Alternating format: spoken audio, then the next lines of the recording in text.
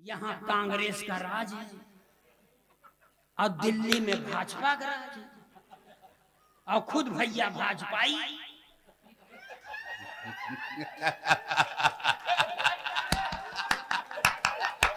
अब हम भाजपा के हैं, न सपा बसपा के हैं, न कांग्रेस के हैं, यानी कोई हमारा चरित्र का ठिकाना नहीं है।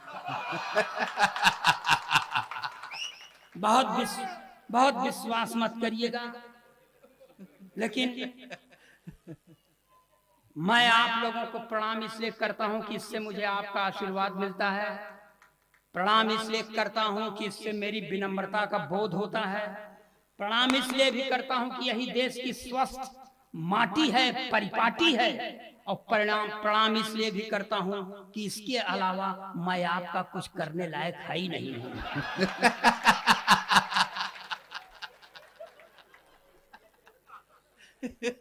मैं अपने केंद्र सरकार के नारी सशक्तिकरण के नारे से सख्त खिलाफ हूं, क्योंकि 32 साल से जिस नारी के द्वारा प्रताड़ित हूं, मैं उसके सशक्तिकरण की बात नहीं सोच सकता। नारी सशक्तिकरण का मतलब पुरुष अशक्तिकरण। जो काम अपने खिलाफ हो काहे माने? ऐसा नहीं है। मैं अपने प्रधानमंत्री से पूरी तरह प्रभावित हूं। प्रधानमंत्री का नारा है बेटी बचाओ बेटी पढ़ाओ मगर पत्नी छोड़ दो। हाँ, दूसरे की औलाद है छोड़ दे। देखिए सर, वो छोड़ दिए हैं, अच्छा है, हमको भी छोड़ देना चाहिए था। मैं सर आपको बताऊं, 4-5 महीने पहले मेरा एक दोस्त गुजर गया। मैं 4-5 दिन बाद अपनी पत्नी के साथ उसके यहाँ मुकाम देने गया, तो मेरी पत्नी ने मेरे दोस्त की बेवा से पूछ लिया, बहन जी क्या हो गया था कि भाई साहब इतनी जल्दी खत्म हो गए? तो मेरे दोस्त की बेवा ने कहा, कुछ नहीं बहन जी, सवेरे उठे थे, एक कप चाय पिए, जब बाथरूम गए और जब बाथरूम से लौट के आए तो मुंह से खून फेंक कर मर गए। लगता है चाय की पत्ती में जहर था। इतना सुनने के बाद मेरी औरत ने मुझे घूर कर देखा और उसकी ओर मुखातिब होकर कहा, वही 2-4 चम्मच चाय की पत्ती दे दे। मैंने कहा, भगवान ये चाय की पत्ती क्यों मांग रही है? उसने कहा, चुप रहो, ये महिलाओं के बीच का मामला है, आज इनके ऊपर विपत्ति पड़ी है, मैं आई हूं। कल जो चीज बाद में समझ, बहुत देर में समझ में आवे तो बहुत देर में बजाइए, कोई हमारे नौकर थोड़ी लगे हैं आपका।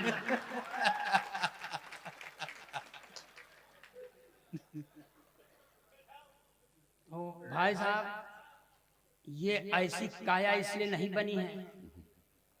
मैं बताऊं सर, मेरे पास भी एक अदद पत्नी है, मांग में सिंदूर नहीं लगाती। मैंने कहा, देख भाग्यवान ब्राह्मण के घर की बहू है, लगाया कर। बोलती है नहीं लगाती। मैंने पूछा क्यों, तो मुझको ही समझाती है कि देखो, ये सिंदूर वो चीज है जिस पर औरतें गर्व करती हैं, मैं किस पर गर्व करूं?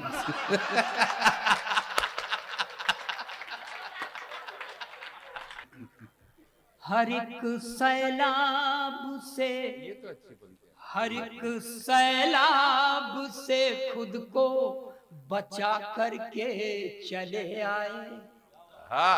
हर एक सैलाब से खुद को बचा करके चले आए।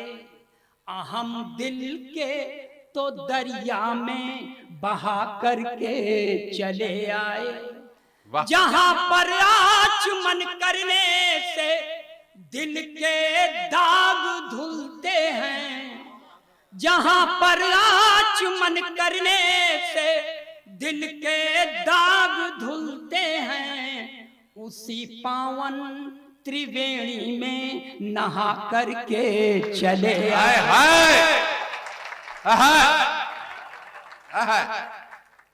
स्वागत। कभी सर्दी कभी बारिश कभी दोपहर से गुजरे, हाय हाय हाय हाय, कभी सर्दी कभी बारिश, कभी बारिश कभी दोपहर से गुजरे, नहीं मालूम है हमको कहाँ किस पहर से गुजरे।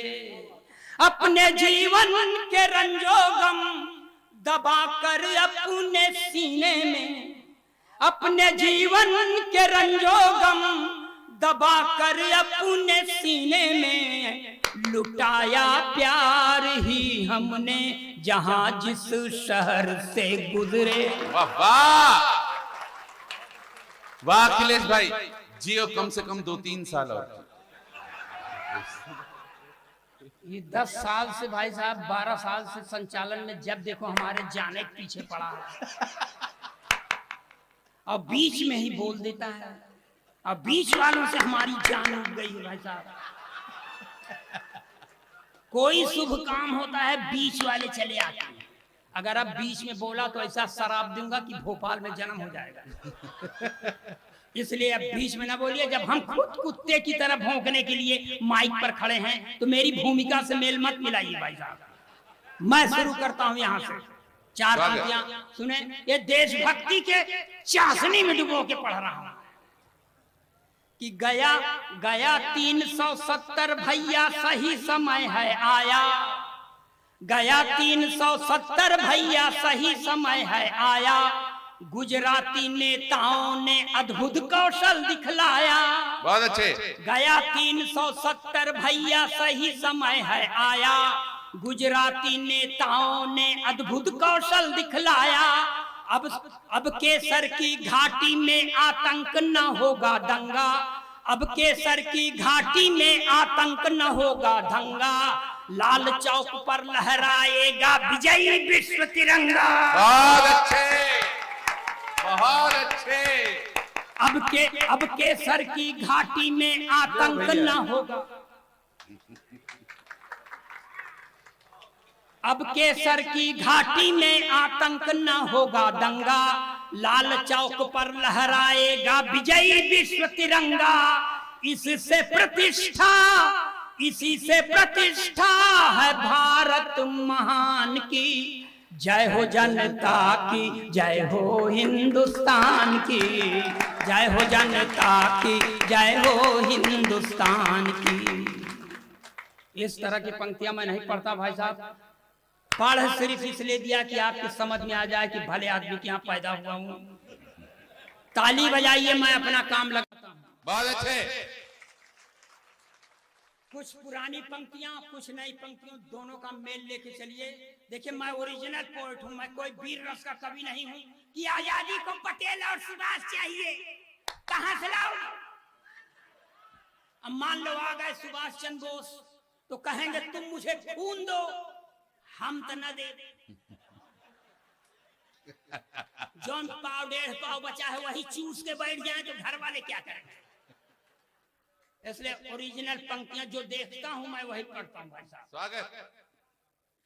कि जो है पढ़े लिखे वो सब हैं संतरी बने, जो है पढ़े लिखे वो सब हैं संतरी बने, अपराधी माफिया हैं जो वो मंत्री बने, अपराधी माफिया हैं जो वो मंत्री बने, जो है पढ़े लिखे वो सब हैं संतरी बने, जिसने विवाह करके अपनी पत्नी छोड़ दी, जिसने विवाह करके अपनी पत्नी छोड़ दी, वो अपने देश में प्रधानमंत्री बने।